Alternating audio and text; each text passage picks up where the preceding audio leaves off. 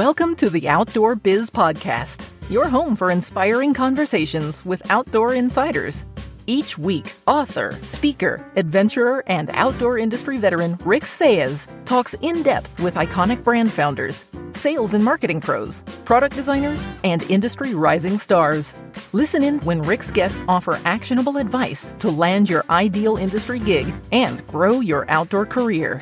Catch us again when the conversation shifts to the hottest outdoor products, destinations, and the latest industry insights. And now, here's Rick.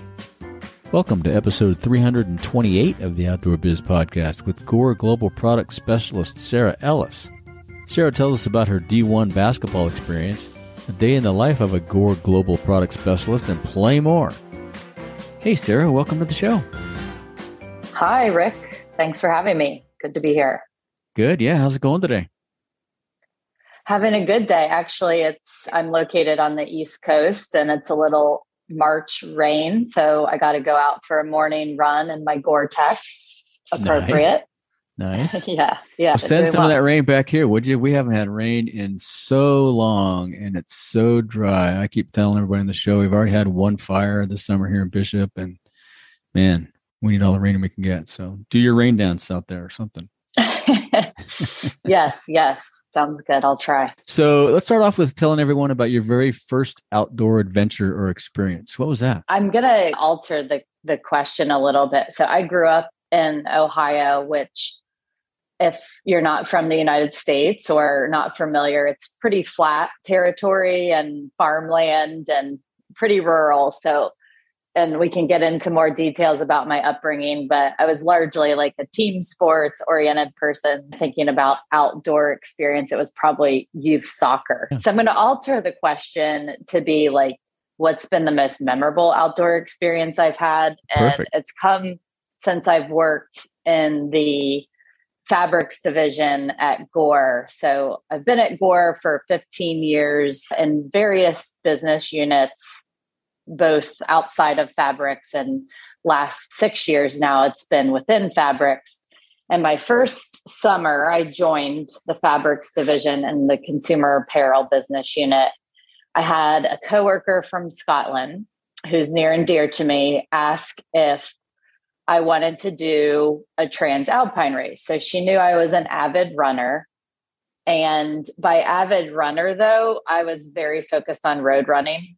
Mm-hmm. And transalpine equals mountains and trails. Right. At elevation. And I had yes. I had about 6 weeks to prepare. And where I live on the East Coast is not super mountainous, especially when you compare it to the Alps. So I did a couple trips to prepare to various areas in the United States just to make sure I didn't. Where'd you go just so we can get a sense? Sure. Yeah. I went to the Denver area and then Virginia, like Shenandoah. So cool. Those are like the two areas that I tried to practice and still couldn't do it justice. But anyway, it ended up being the most incredible experience of my life. I could barely walk the next day. We did 25 miles basically from southern Germany into Austria. And I just can't describe the views and the camaraderie and the experience you get. And just talking to people of like-mindedness was incredible. So that's like my most memorable outdoor experience. That's pretty cool. It's amazing. It's typically a 5-day event. Was somewhat cognizant that I could not do 5 days in a row. So at least I got to do a portion of it, but yeah, super memorable. Awesome. Did it involve any via ferrata type stuff or ropes and whatnot? Not in the leg that I did. Okay. You did have to prepare a kit though with such equipment just in case. So yeah, sure. And rescue stuff too. Yeah, exactly. And you always had to have your buddy with you. Yeah. So little bit of exposure, but I guess probably blessing for me because I'm not, again, wasn't very experienced with that type of equipment at that point in my life. Yeah, it was pretty straightforward. But that's pretty fun. Would you do it again? I would. Yes, I would. And I'd take more than 6 weeks to train. That's pretty quick. Yeah, it's pretty quick. You can get a lot of fitness in, but you can't get all the other stuff in. Yeah. Exactly. Yeah. And so you played D1 basketball at Lehigh. That must have been pretty fun, exciting. Yes, it was. Again, another use of the word rewarding in a different way. Just worked very hard growing up. You don't become a Division I basketball player overnight or in 6 weeks. So I worked really hard. So very proud of it. And it brought, to use that word again, camaraderie, just instantly having support and coaches and teammates, like-minded people that are after and ambitious to go after a similar goal to compete at that level was really rewarding, and also taught me significant amount around time management and discipline, and making, because you have practice or workouts at 5 a.m., you go to class, you have another set of workouts. So it was full-time job in a way, but also paid for my university. So it was well worth it. And ultimately has shaped who I've become in my career and in other aspects of my life too, because people underestimate how important people skills are, and ensuring you're supporting somebody else and they're supporting you from a career perspective. It's been very advantageous having that background as well. Oh man, I agree. I didn't play any college sports. I tore up my knees in high school, but I still reflect back on and use some of the stuff and keep in touch with all the friends I had playing sports through high school. It's an amazing activity to teach you teamwork and camaraderie and how to suffer with others who you might not be suffering, but they're suffering, or pick them up or coach them up. Or yeah, I think it's huge. Yeah, good for you. That must have been fun. Yeah, well said. Yes. And D1, man, you guys must have played some pretty tough schools, huh? Back there, are you guys in the North Atlantic, or what league was that? We are in the Patriot League. Patriot League, okay. Yes. But to your point, we have a rigorous schedule and played some of the bigger ACC, Big East Conference schools. Those were big tests for us. Yeah, you suffer through it and bond and learn how to improve. Yes, it was. Thanks. Good for you. Very exciting. So you've been with Gore for over 15 years now. Can you remember back on what your first day was like? I can, yes. I felt immediate, Gore is a family-oriented work environment. And I didn't know anybody in the area. Again, as mentioned, grew up in Ohio. The headquarters where I started is in Newark, Delaware, where the company was founded, and didn't have support immediately in this area, but I just had a gut feeling. They recruited me from Lehigh as an engineering major, and I came down, and even on the initial interview, just felt, this is the right place. Let's give it a try. I was an independent woman and adventurous, and just had a good feeling about it. And I remember feeling really supported. And I have a funny story. It might have technically been the second day of work. Lines are blurred. First week, somewhere along exactly. Yeah. And so it's orientation. And I had a younger, similar to me, just starting. They typically onboard in segments throughout the summer with these young engineers, as we call ourselves. And I sit next to a woman and her around my age, and her name's Lauren. And she says, "Nice to meet you." And she's from Delaware, and she's just being very polite and inquisitive. "Wow, you came here all by yourself." And she basically scooped me under her wing and taught me all the important things like direct deposits and the basics, right? Yeah. The basic things. Where are the best restaurants? Where are your best running routes? So I was very blessed to have her as an immediate friend, and we still keep in touch today. But that was, again, just as like this family, people really wanting to support you, and that's continued, and probably why I'm still at Gore 15 years later. Yeah. Is she still at Gore? She is. Yes. Oh, wow. Yes. Cool. Awesome. She's a Delaware lifer, and come to find, sidebar, her aunt was the CEO at the time, Terry Kelly. And I didn't believe her. I thought she was joking with me. I was like, "No way. That's not your aunt." She was like, "No, it actually is." But she was real humble and didn't want anybody to know. But it was, just, I could see just that. Good connection. Great connection. Yeah, that's awesome. Yeah, very cool. So in the 15 years, you've held roles ranging from quality engineer, application engineer, and now global product specialist. What has challenged you the most in that path? Transitioning from job to job, or just, I don't know, what is that like?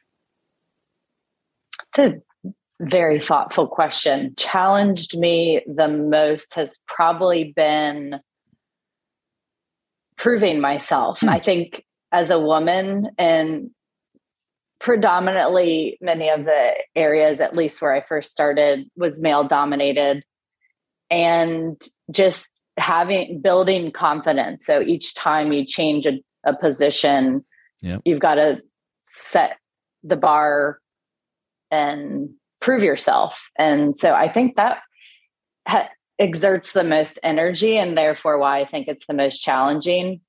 Over the course of my career, though, and being more established, and my name is fairly well known now within the company pretty broadly. So it's, okay, I don't have to give as much energy, although I still am a very driven and competitive human being. So I always want to be seen as the best, no matter what my quote unquote position is. I think that's probably what I would say is just, as a woman in this day and age, you have to work a little bit harder sometimes. And that's a learned behavior, but one that I'm always been up for the challenge for. And I think continually have proven success. And some people may answer that question like learning the business or learning how to interact with people. Those things come natural to me because I'm inquisitive and genuinely want to learn something new every day. So that has been a little more straightforward for me. That makes sense. Yeah. And I think that D1 experience probably, helped you a ton, and just all the grind you had to go through, training and playing the season and whatnot. Probably you go to a new game, you got to prove yourself all over again to that team that you can beat them. You're exactly right. Or beat out the guy that wants your position on the court, wants to start. Right? Yes.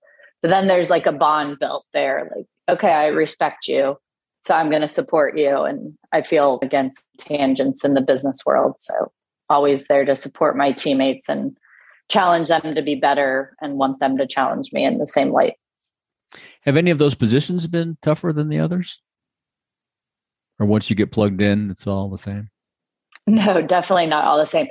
I think the current position I'm in as a global product specialist, it is a very prestigious role at Gore. Bob Gore, actually, who's the son of the founder, pretty much established the role, and it's pretty unique to Gore. It's almost hard to explain to the external environment the diversity in the role in itself. There's a lot of hats you need to wear. So on one day, I honestly can wake up and don't know what's going to hit me as the highest priority in many instances, I'll say. So I think the current position that I'm in is the most challenging, and at the same time most rewarding too, because I'm going back to the roots of me as a human being. I always want to be delivering and at a very high level. And this role at Gore is one in which I feel I can do that for the enterprise. Sounds pretty fun. Anything with the word global and it's got to be fun. Walk us through a day in the life. It's probably not a typical day, but what are some of the things that a global product specialist does, without giving away any secrets, of course? Sure. Yeah. I'm located on the East Coast, and you mentioned the word global. So waking up in the morning often entails having my inbox flooded from China, Germany, Scotland mainly, and just having to, again, I go back to this time management capability that has been instilled in me even prior to being a Division I basketball player. And just I wake up, I look at my phone, I'm like, okay, these are hot, these are not, or they can wait, or these are most urgent. And then I try to get my bearings as best I can. Some days meetings start at 6 a.m. Some days they start at 9 a.m. But yeah, you have to vary and be pretty rigorous in terms of time management. And then customers are either located in the West Coast of the US or Europe. And so again, different timeframes. Customers are always my highest priority. I'll throw that out there. And those meetings and expectations around customer needs are always at the forefront. So those happen in many days, and other days I'm thinking about technology developments, and other days I'm thinking about testing a prototype garment. Like this morning when I went for a run, I knew it was going to rain. Great opportunity to test this jacket. Cool. And yeah, so it's again pretty diverse, and that's the nature of this global product specialist role. You're thinking about a cross-functional support. We phrase it, and if you think of a stool, like a three-legged stool, you're the seat of it. So you have your technology leg as one leg of the stool. You have your operations and supply chain leg as the other. And then you have your sales and marketing leg, which encompasses your customer and go-to-market needs. And so I'm sitting at the top of that and making sure that all three are aligned and working towards the ultimate product strategy to deliver business results. Those are pretty fun roles. I had a similar role at Lowepro and JanSport, and it's pretty fun to touch all those things because you get to interact with the design and product guys and learn all the tech about the product and the materials, and else you get to touch the ops guys and figure out how once the product is available, how you can get it to all the places, and then sales as well. You got to train them all up. I found that really fun. Do you enjoy it? I do. Yes. I love working with different types of people, whether you're thinking from country, from function, from whatever walk of life. That's super exciting to me. Definitely honored to be in the seat that I'm in. Yeah, very cool. Good for you. We're going to take a little break and give some love to our sponsor, Wolfgang Man and Beast. Wolfgang Man and Beast celebrates the unique relationship between dogs and their people. They offer American-made leashes and collars for your pup using only the finest American leathers and textiles, plus a distinctive collection of t-shirts and hats for you. Built domestically and transported minimally, they'll be replaced rarely. Visit theoutdoorbizpodcast.com/Wolfgang and get your pup a new leash or collar today. I see tails wagging furiously in your future. Now back to the show. So Gore Materials span an expansive array of products and industries. Tell our listeners about some of the most esoteric or unique things that Gore makes that we may not know of. I've always looked at one of my knees was going to get a GORE-TEX implant as an ACL, but they opted away from that. Still might do at some point, but I know about those. But there's all kinds of things you guys do. It's amazing. It is amazing. From a high level, we have 3 divisions that go into various industries. It's the medical division, which is what you just referenced, that product form you mentioned would fall under that category. So we do things from vascular grafts to heart stents, you name it, hernia patches. Yeah. So the unique capabilities, I would say, like just to take a step back, of our material and core technology enable us to be able to do all these various product forms. There's a performance solution division, which is almost like a catch-all, but it goes a lot into industrial end uses, or in some cases consumer. So we make vents that go into waterproofing or water resistant your phone, headlamps for vehicles, pump tubes that go into the pharmaceutical industry, one of which is helping with one of FDA approved makers of the coronavirus, which is really rewarding for that business unit. Elixir guitar strings.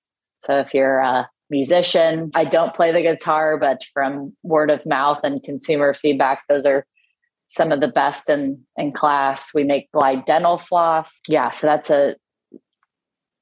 one division in itself. Yes. And then where I'm at is the fabrics division. And I think consumer apparel is pretty self-sufficient for your podcast listeners. Mm-hmm. But we also have a business unit within our fabrics division that's supplying to public safety industry, certain military branches. So we've got our technical fabrics that really are saving lives when it comes to the performance attributes that those material sets bring. So yeah, really diverse company, super visionary from the founder to ensure. It basically started as cables going into electronics industry, and now look what it provides. So, yeah, from the get-go. It's amazing. And I'm sure my listeners are all very familiar with the outdoor aspects of it. But yeah, right from the get-go, not only have you guys been diverse, but the innovation has been amazing to me too. It's always some things that come out and you read about it. Well, Gore's doing this. Wow, how did they figure that out? You must have some wild engineers and designers, and that's very cool. Yeah, I think it all stems from listening to unmet needs, whether it's coming in from our existing customers or market trends and studies. It's various market inputs that help us then bring that into scientists and product people that can conceptualize it and then ultimately deliver towards it. Yeah, very cool. So how has COVID altered how you do business? You mentioned a product that goes, that you make that's helped the COVID. What was it? The COVID pumps, I think you mentioned. Oh yeah. The pump tubing, which is okay. Sold into pharmaceutical industry. Got you. Yeah. On a personal level, it's altered a lot, like the lack of travel and needing to find new ways to be efficient has big time altered how we do business. Supply chain has been altered significantly, as I'm sure you are feeling as a consumer or in industry support or study. It's a real thing. The lead times being affected, even companies going under in unfortunate situations because they can no longer get materials that they need to support their business. So right. It's altered as an understatement. It's been drastic at times. It's been positive at other times. And in consumer garments, people got outdoors a lot more because that's all you could do. And they were willing to invest in good quality brands that leverage GORE-TEX, and we were able to supply and fulfill those needs. So the outdoor industry boom of people wanting to be outside more, which is awesome, like a very positive outcome of COVID. So there's pros and cons to what it's brought, and time will still tell. We're still living it and breathing it. Definitely has altered, and in some ways really advantageous, and in other ways, challenging and hard. Yeah, I agree 100%. It's changed the way we do everything. And we're definitely, I was talking to somebody the other day. Oh, a guy, Gary Schloss, he created a glove that does not use a membrane that protects people from bacteria and stuff. And I was asking him, I said, do you think we're in the ninth inning, fifth inning? Where are you at? And he says, I think we're in halftime. We're sorting out. We know what the other team's doing. Now we're going to have to figure out how to adapt to that, but we're by no means out of it. And I think he's right. I think it's still going to adapt and evolve, and who knows how long. It's going to be forever, like flu. We still deal with that every once in a while. So it's crazy. Yeah. Yes. No crystal ball, but we'll just continue adapting. Exactly. Yeah. So sustainability is a key theme and important to a lot of my listeners, all of my listeners actually, as our home planet continues to heat up. How are you guys doing anything to address that? Or what are you doing to address that? Yeah, so I'll speak from the fabrics lens. Enterprise has also major initiatives, but what I'm most educated on is from the fabrics division side. End of the day, we've been thinking about sustainability since the existence of GORE-TEX. The reason we want it to be long lasting and durable is because we don't want people buying new jackets every year. And so that's the heart of GORE-TEX. And people may laugh about that, but life cycle assessment is a huge thing in terms of that comment about our home planet heating up, making sure that our resources are not being used over and over again is really important. And really at the core of what GORE-TEX stands for. Mm-hmm. In addition, we are utilizing chemicals, textiles to make up that material set. And we've been on a journey and continue to be on this journey to incorporate recycled textiles where it makes sense. Of course, not compromising performance ever, but there's been such good advancements in the textile industry with respect to thinking about how to reduce your water consumption or how to reuse a fiber. The life of that fiber is extended. So we're definitely incorporating that into our product lines, and customers are valuing that and supporting us and also pushing us to move that way.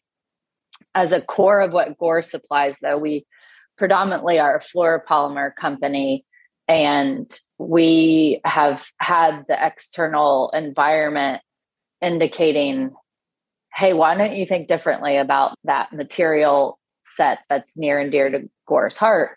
And so we announced this last fall that we are moving our cough garments, actually all of cough, so that would encompass footwear, gloves, accessories, in addition to garments, our material set innate to Gore to an expanded polyethylene solution.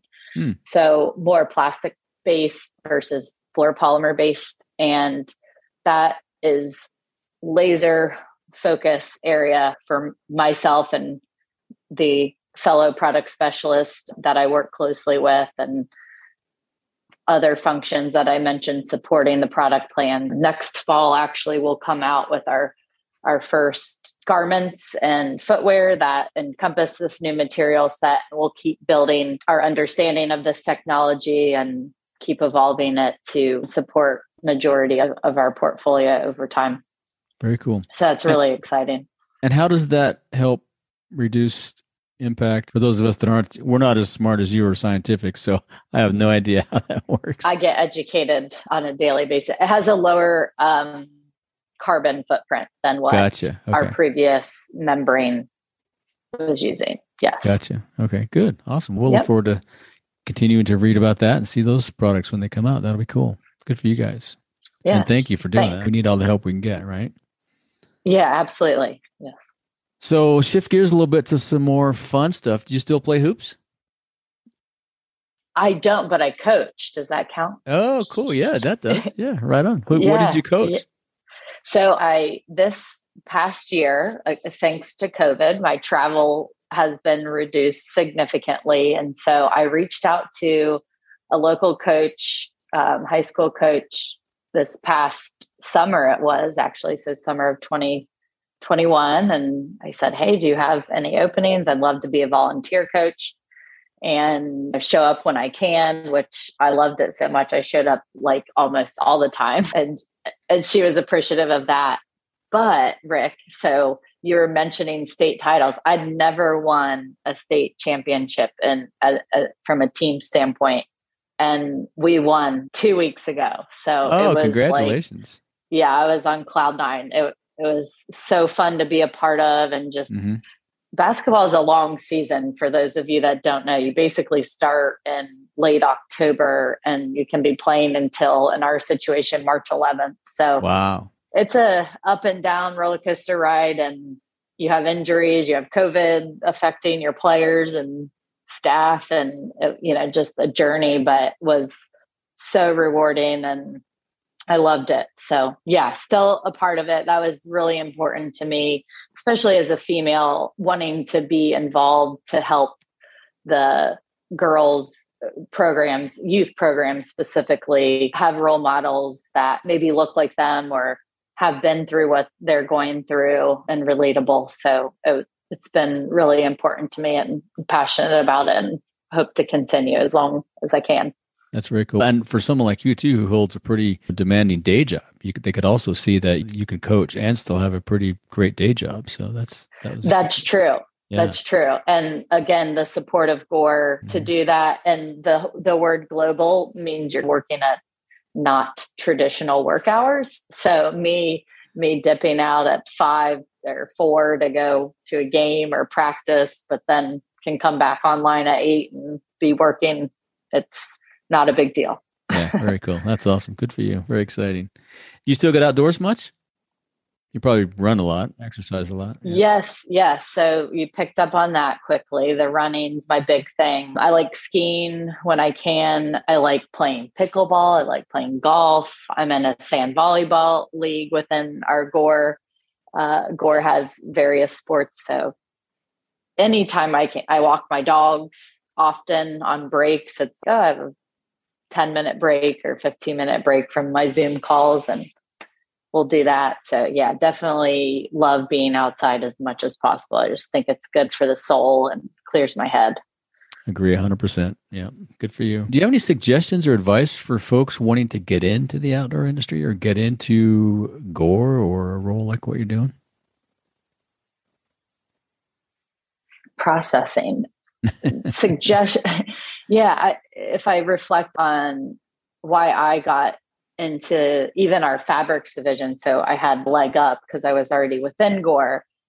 It wasn't a straightforward transition. I started in what I informed was our performance solutions division, and I had always wanted to be in fabrics. So I just thought being close to the consumer and customers that I use on a daily basis was just very exciting to me. And I think what my advice would be is look it to be it kind of thing. So if you want to be in the outdoor industry, go get involved in it on a personal level, because that will ultimately transfer your experience, your knowledge in a natural and authentic way to the outdoor industry, whether you want to work for a brand or a retail shop or a Gore, you living and breathing what the consumer or the customer that you're working for or working with experiences, I think goes a long way. Authenticity,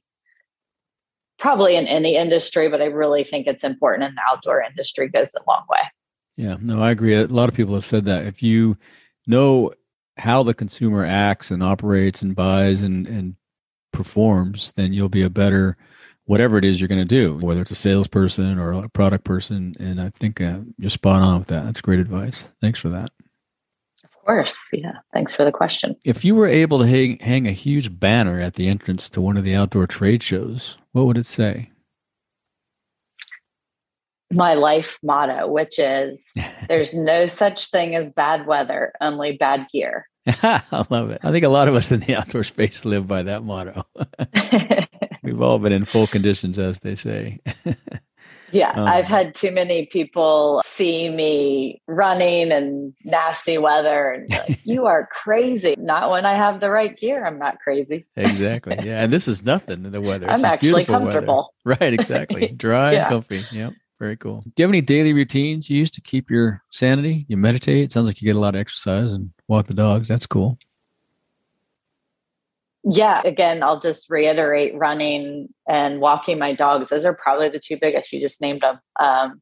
Running for me allows me to either listen to a podcast that enriches my life, listen to music on days when I don't feel like thinking, or just listen to the world and clear my head. I think running is probably my biggest daily routine, most consistent daily routine. And then, walking the dogs is always fun. Dogs are just the best emotional support in the world. So seeing them happy makes me happy. They are Shih Tzu poodles. I have a girl and a boy. The girl is the boss, of course. She was the first. Yeah, they're 5 and 4 and lighten up my life every day. Yep, fun. That's good. Yeah. What's your favorite piece of outdoor gear under $100? Under $100. It is. And it's I think you can say outdoor gear. It's probably my headlamp. Oh, okay. I've got a good headlamp for running in the morning. I'm tempted to say a sports bra because that's super important for a female runner, maybe some men, but sports bra, but that could not tend to be shaped into the outdoor gear realm. So I'll go with my headlamp. I have a black diamond. It's got like a reflective thing, a strips on the sides, and then the headlamp in itself. And then the back has a blinking light. So it's like ultra safe. Oh, right. Yeah. Cool. Good. Makes me feel protected. So that's probably why I like it. Yeah. No, those are two good ones. I would imagine the sports bra is important too. If you're doing various, active outdoor activities like running, it's got to feel better with one it's for than everything. without one. I mean, Yeah. I can't go skiing without it. I can't go. Right. And sports bras are starting to push the limit though. I just bought one for $80. So wow, really interesting. They're not messing around. They know their importance to active people, and smart on their part for making them better, because they used to be atrocious. Can't imagine. Yeah. Good. As we wrap up, is there anything else you'd like to say to our audience or ask of our audience? Ask of our audience, I would love to. And it's related to simplifying your life and really being thoughtful about purchases and valuing high quality and long lasting versus what's the latest and greatest this week. I would love to ask that of people. I challenge myself daily when I buy something new. I'm going to donate 5 things. Oh, wow, cool. To replace it. Yeah, I try to do that. And I'm not perfect by any means, but I'm trying my best to minimize my life and with respect to these like tangible items that maybe I want, but I don't need. And I would like to ask people to challenge themselves in a similar way. I love that. That's a great ask. We all need to do that, I think. And if people want to reach out and follow up with you, what's the best way? How can they find you? Online? Yeah, I have Instagram and Twitter, and maybe Rick, ask of you, we can at the end of the podcast put some of our GORE-TEX media links where people can learn more about our products and and what I represent there. Mm-hmm. We'll link to all that stuff in the show notes, and we'll also put those links in some of the things that we do on social media. So we'll definitely put that in there. Well, it's been great talking to you, Sara. Thanks for the time. You too. That was fun. I appreciate getting to answer, and hopefully people learned a little bit too. I did, so I'm sure they did. I look forward to meeting you at a show one day too, whenever we start going back to shows, if we start going back to shows. I know, me too. I hope that happens, and I hope we see that banner that we just talked about on the outside. Exactly, yeah. All right, thanks. Thank you. Take care. Thank you for joining us on another episode of the Outdoor Biz Podcast. Be sure to visit our website, theoutdoorbizpodcast.com, where you'll find show notes with links to everything we talked about and more. Subscribe to the show on Apple Podcasts, Spotify, or wherever you get your podcasts so you'll never miss an episode. And while you're at it, if you found value in this show, we'd appreciate a rating on iTunes. Or spread the word and tell a friend about the show. That would really help us out too. Be sure to tune in every week. And thanks again for listening to the Outdoor Biz Podcast with Rick Saez.